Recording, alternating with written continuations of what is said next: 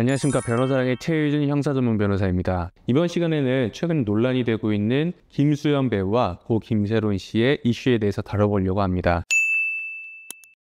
최근 한 유튜브 채널에서 이 둘이 미성년자 시절부터 교제를 했었다라는 주장이 나오게 되면서 사회적으로 큰 논란을 일으키고 있는데요. 이 사건을 바라보는 여러 가지 시각이 있을 수 있는데요. 저희는 변호사가 바라보는 관점에서 이 사건을 풀어보도록 하겠습니다. 일단 연애 자체는 불법이 아닙니다. 다만 현행법상으로는 누구든지 성인이 만 13세 이상, 만 16세 미만의 미성년자와 성적인 관계를 가진 경우에는 합의 여부를 불문하고 일명 의제 강간죄로 의율이 되어서 강간죄와 동일한 처벌을 받게 되어 있습니다. 하지만 여기서 만 13세 이상, 만 16세 미만에 대한 처벌 규정은 2020년도에 신설이 되었는데요. 우리 법은 행위 당시의 법률을 적용하는 것을 원칙으로 삼고 있기 때문에 설령 김수현 씨가 미성년자인 김세론 씨와 교제를 했고 그때 당시에 성적인 관계가 있었다 하더라도 그 당시에는 이를 처벌하는 규정이 없었기 때문에 이에 대해서 죄가 성립될 수는 없습니다. 자, 그렇다면 아동학대로 처벌받을 여지는 없을까요? 아동복지법상 아동청소년은 만 18세 미만의 사람을 의미하는데요. 이 아동에 대해서 신체적, 정서적, 성적 학대를 한 경우에는 아동복지법 위반으로 처벌을 받을 수 있습니다. 다만 학대 여부는 아동청소년의 신체적, 정신적 발달을 저해할 정도나 그러한 결과를 초래할 위험을 발생시킬 정도에 이르는 것을 의미합니다. 예를 들어서 가학행위를 했다라든가 잘못된 성관념을 심어줄 정도의 어떤 가스라이팅이 있었다라고 한다면 그 경우에는 아동 청소년에 대한 성적 학대라고 볼 수 있겠죠. 하지만 상호 합의하에 이루어졌었던 성적 스킨십이나 성관계라고 한다면 아동 학대로 보기는 어렵습니다. 저희가 지금 4월 1일에 촬영을 하고 있는데요. 현재까지 공개된 자료만 놓고 봤을 때는 김수현 씨와 고 김세론 씨가 설령 미성년자 시절에 교제를 했고 그때 당시에 어떤 스킨십이나 관계가 있었다 하더라도 현재로서는 법적 책임을 묻기는 어려워 보입니다.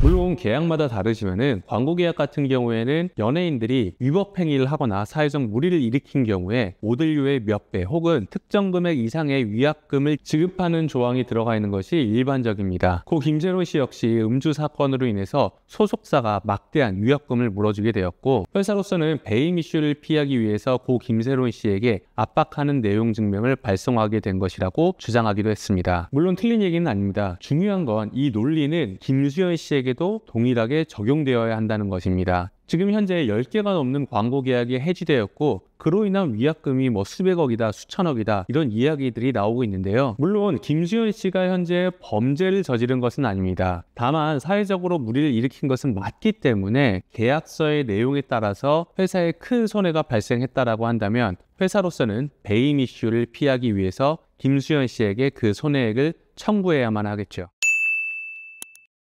자, 정리하면 김수현 씨가 고 김세론 씨와 설령 미성년자 시절에 교제했다 하더라도 그때 당시 고 김세론 씨의 나이가 만 13세는 넘었었기 때문에 도덕적인 관점은 차치하더라도 법적인 관점에서 범죄가 성립될 여지는 극히 낮아 보입니다. 다만 이 사건으로 인해서 다수의 광고 계약이 해지되었고 그로 인해서 김수현 씨와 그 소속사는 막대한 금전적인 손해를 부담할 것으로 보입니다. 아울러 지금 팩트인지 아닌지 모르겠으나 온라인상에는 다양한 루머들이 떠들고 있고요. 악플들이 달리고 있습니다. 이렇게 근거 없는 루머를 유포시키는 사람이나 악플러 같은 경우에는 경우에 따라서 모욕죄나 명예훼손죄, 특히 고 김세론 씨 같은 경우에는 사자에 대한 명예훼손죄가 성립될 수 있습니다. 단순히 형법적인 책임을 지는 것이 아니라 이로 인해서 김수현 씨와 고 김세론 씨가 피해를 입게 된다면 그 피해에 대해서 손해배상 책임을 부담할 수도 있다는 점을 명심하시기 바랍니다. 고 김세론 씨의 음주 사건이 터졌을 때도 많은 악플과 루머들이 퍼졌었습니다. 그로 인해서 비극적인 일이 일어나게 됐죠. 누군가를 도덕적으로 비난하는 것은 표현의 자유일 수 있습니다. 하지만 이를 온라인 등에 게재하는 것은 명백한 범죄이며 더 이상 이로 인해서 비극적인 일이 일어나지는 않았으면 좋겠습니다. 지금까지 변호사랑의 최유진 변호사였습니다.